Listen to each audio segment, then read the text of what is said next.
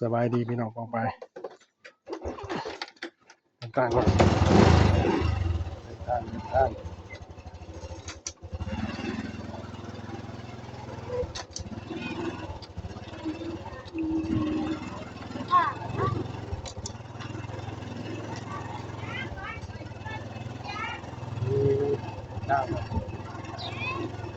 ได้ควาย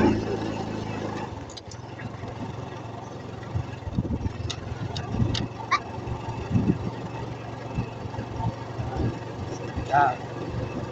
บ้านเข้าบ้านเข้า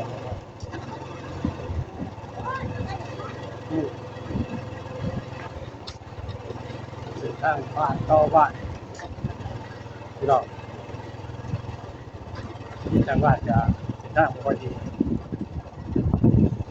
โอ้ว่ามาเลยเจ๊ก็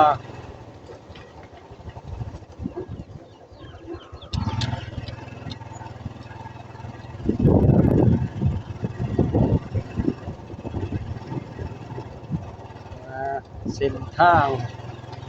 บ้านต่อบ้านระหว่างบ้านสู่ต่อบ้านที่โคตรเนาะโอ้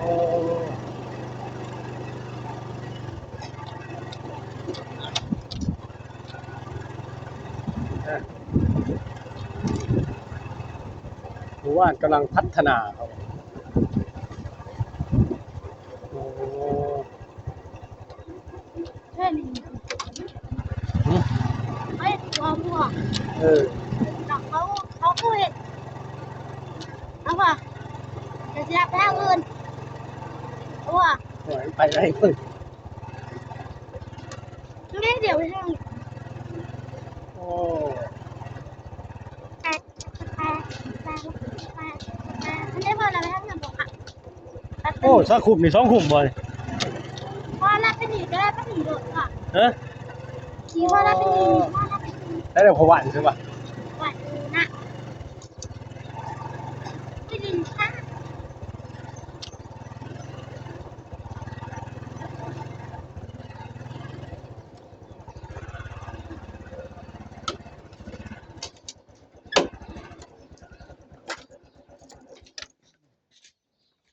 มาบ่ได้พอหวานมาหาพอหวานโอ้แห่ทรายทอกินนี่ได้บ่นี่ฮะโอ้เฮ็ดจังนี้ไปเลยบ่มันก็ดีแล้วว่ะมันจังสิบ่เมื่อบ่มึนแน่จักคุมนี่2คุมบ่คุม1บ่โอ้ใช่แล้วพอหวานนี่เลยมาแล้วบ่พอหวานมาแล้วบ่พอหวานไปมาไปเลย คือพูดได้ตลอดเพราะว่ามีคนเยอะมากใหญ่บอกเอาไปเรื่องเขาทัวร์บ้าทายลูกถามพ่อบ้านเพิ่นเนาะเพิ่นมาแล้วบ่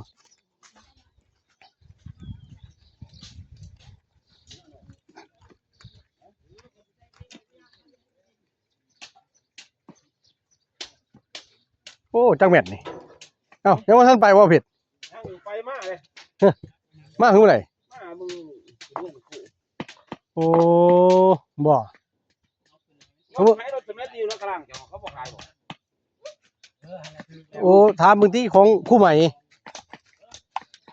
ถามมึงว่าอยู่คู่ใหม่อย่าไปขายเป็นของเพิ่นได้ลูกของคู่ใหม่เอาไปเฮ็ดหยังเลยรถจีนบ่แม่นบ่รถจีนบ่บ่แม่นของไทยนะรถจีนบ่เป็นบ่โอ้ยสมมุติไปเฮ็ดของเพิ่นนี่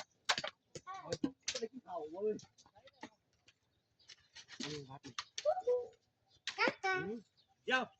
แต่จะไปทำผู้สาวบ่นี่มูน่ากูหาพ่อบ้านให้เพิ่นจักคุมคือหลายเด้2คุมอ๋อจักเขาให้จักเม็ด2คุมเอานิ้วไป53พุ่นบ่โอ้หมดเว้ยนะ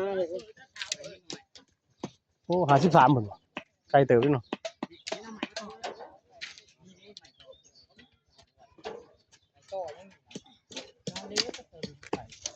53เมตรเนาะได้บ่3เมตรปลายบ่นะ3เมตรหาไปเนาะเกือบ4เมตรน่ะเท่แค่นี้แหละเดินทางก็สะดวกสบายมันก็ไวกว่าแม่น ละเอียดกว่า ละเอียดกว่า เพราะว่าผลตอนเขาเห็นมาเนี่ยเป็นเรื่องต้นแล้วมันเป็นเครื่องหัวมันเลย แน่บ้านข่อยยังไงกี่หินแห่ร้อยบ่ได้ มันเขาสมมันไงคือกันนะสมเครื่องแห้งเขาสมเครื่องมันละเอียดแค่นี้เหรอ ก็แม่เนี่ย มันสองเครื่องนี้คนสั่งว่าอีกเครื่องนึง บ่โอ้ทั้งเบิดบาทมันก็ใครแน่เด้อ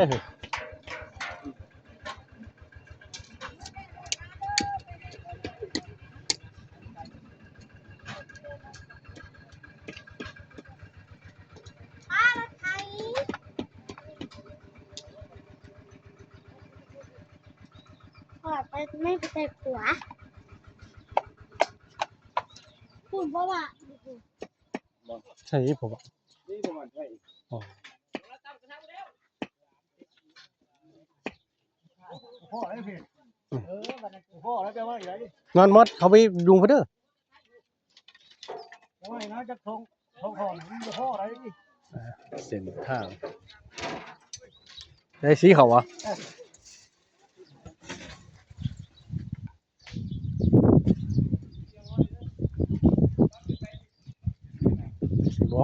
สิบอกว่าแบกไปนะโอ้ เอายังสิจอดอยู่เด้อเอ๊ะ อ๋อคุณค่อยมาเอาเนาะ ตั้งอะตั้งเอาเมื่อประเดียว เพิ่นกับผู้ใดมื้อแรกบ่ได้เพิ่นสิสีให้ มื้อแรกมื้อแรก เนาะ ไปเล เอา ย ไปไป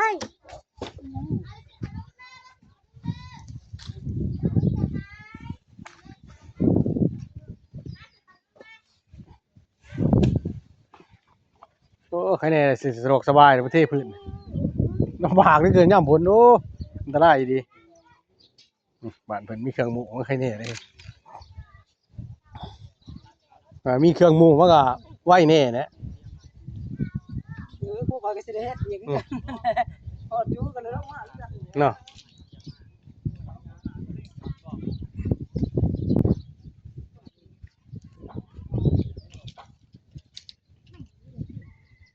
ใครแน่เนาะผู้ใช้หลาย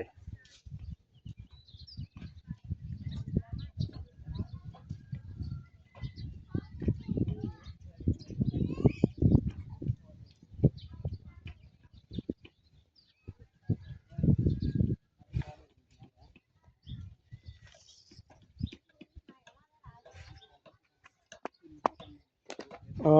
ย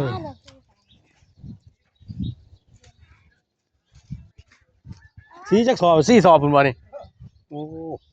มันกินหลายเด้4สอบก็ได้นั่นเนาะได้หลายเดือนเติบเนาะ ก็รับเดือนอยู่แล้ว ครับเดือนหนึง4สอบ ยังเดือนนี่นะ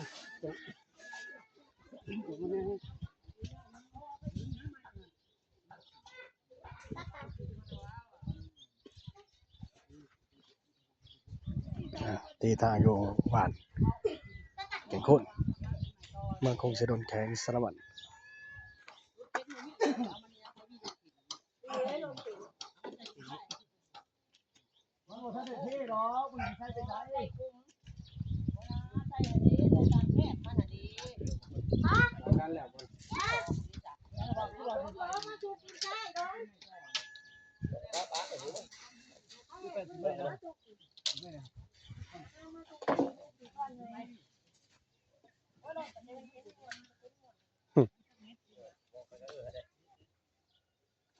ถ้าใส่ไม้คบผ้าใส่อันเดียวสิบ่สูงบ่ต่ำใส่คนละแบบนะสูงต่ำคือว่า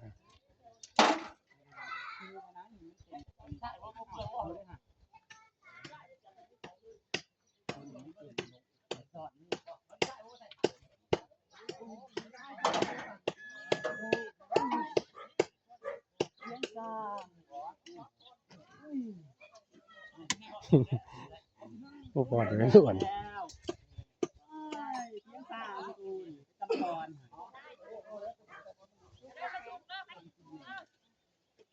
ติดก่อนจะเผาขึ้นไป ตอนนั้นลูกพ่อจะตัดอะไร ครับแล้วก็ท่าที่เขาทำ ไม่เท่าไหร่ล่ะนั่นแหละ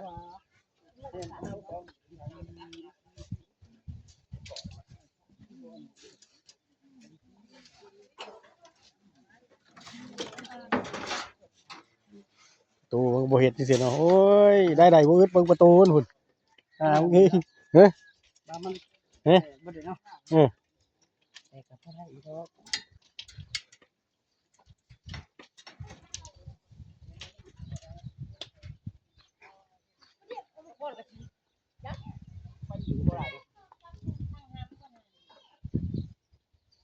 ลูกหญ้ามีน้ำแดงนะพ่อมีน้ำเปลือกว่าก็สิเก็บ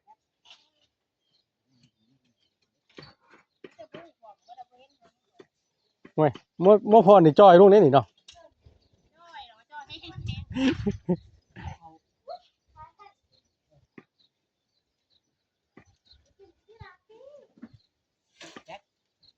เนาะครับพอแล้วพอแล้วพอ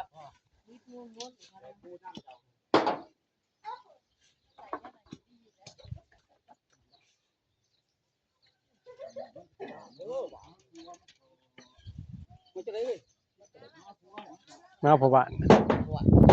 มาพอบ้านแมวของพูนวานบ่ใช้บ่พอละ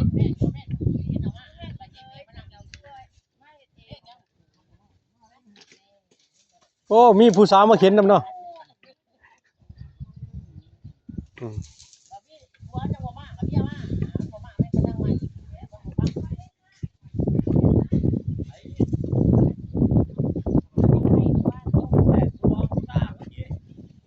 ย่านทำบ่ใหญ่บ่ แย่งตัวย่านทำบ่ใหญ่อยู่ไส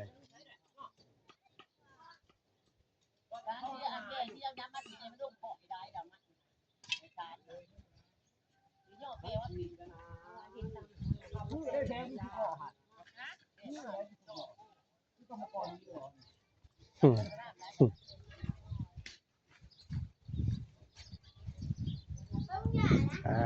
นี่ก็เขตเมืองกรุงศรีดลแขวงสารวัตร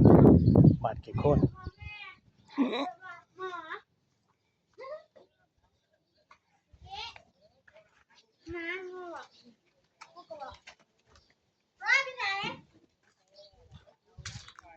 ใช่แล้วพอวานอ้าวพอวานใช่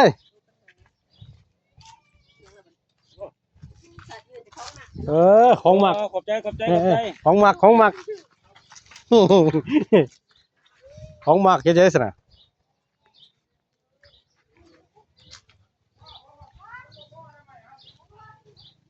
โอ้ปูนได้เฮ้ยจะได้สิได้มาเอาเลยเพราะว่าปูนได้นี่เฮ้ยว้าร้ายขนาดนี้วะนี่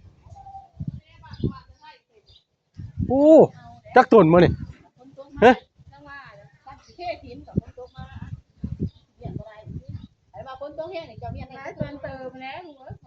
โอ้เนาะ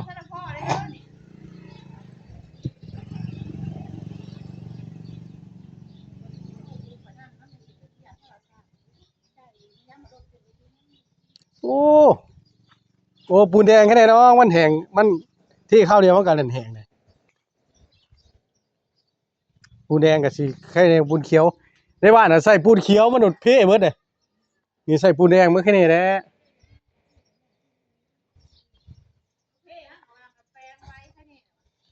ไอ้ปูนแดงนี่มันแห้งไว้มันบ่คือปูนเขียว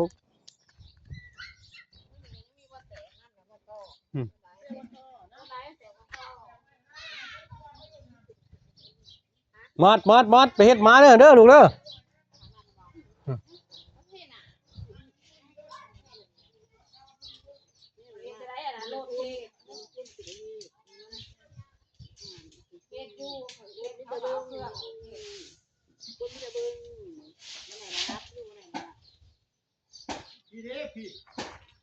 เนี่ยนะโอ้ใหม่บ่ได้บอกนี่เด้อยู่นี่เว้ยใส่ได้หลายยิ่งดีจังที่บ้านข่อยเพ่บ่ได้ใส่ปูนเขียว เท่ปูนเขียวมันดูเพ่เนาะปูนเขียวมันคือปูนแดงไงปูนแดงไม่แห้งไว้ก็มันก็เกิดโกกันแน่ใ ส่น่ะคือบ่ให้ลูกให้หลานมาคือมาเองกูแบ่ง ร้านใช้บ่มีหรอกร้านใช้ เขาหนี้บ่ได้ว่าหลานน่ะ ชีเมื่อไทย ว่าซั่นบ่โอ้ยแสดงว่าเขาส่งเงินมาให้อย่างเดียวเนาะซั่นน่ะเด้อห่วยก็ดีแล้วว่าซั่นน่ะไปออกกำลังกายเฮียหยัง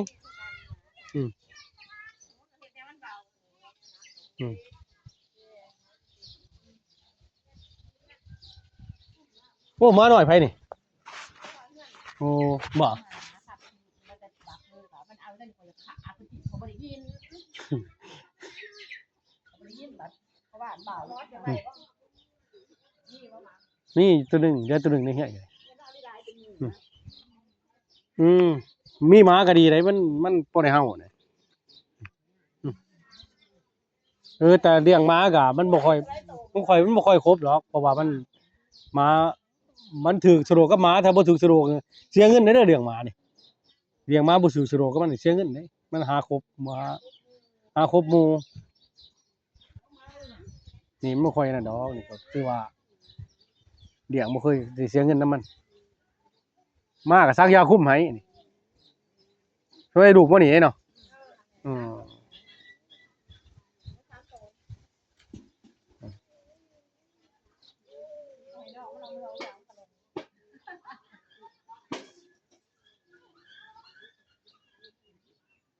นี่ว่าลูกเราผู้หน่อยอ๋อใหญ่เนาะ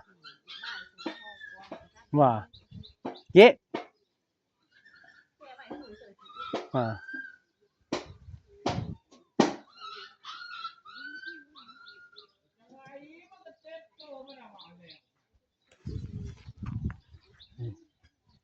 าเครื่องโม่ไปแล้วก็บ่มาง่าย มอดเฮ็ดมาเด้อบ่ลูกเด้อมันเจ็บมันขบอยู่ได้ลูก มาเดี๋ยวมาฮอดมาย่างกำลังมาฮอดเงินมาฮอดแล้วเครื่องก็ไปอีก ไปก็ไผน่ะผู้เดียวบ่ ไปก็ไปตัวเบา โอ้